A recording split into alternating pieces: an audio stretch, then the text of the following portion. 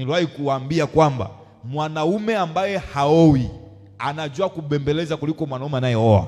Mwanaume ambaye haoi hana mpango wa kukuoa, anajua kukubembeleza kuliko ambaye ni muoaji. Anajua kukusifu kuliko muoaji. Anajua kuleta zawadi kuliko muoaji. Siku akishapata anachokitaka kwako, utaelewa zile zawadi alikupatia kwa gharama gani.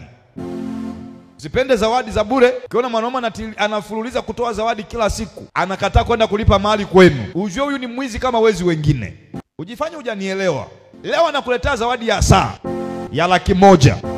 Hela ya posa ni $50,000 ama $100,000 ya posa ya kujulikana kwenu, lakini anakuletea zawadi ya saa ya $100,000 kwenda kujitambulisha kwenu na kuambia tutaenda mwakani.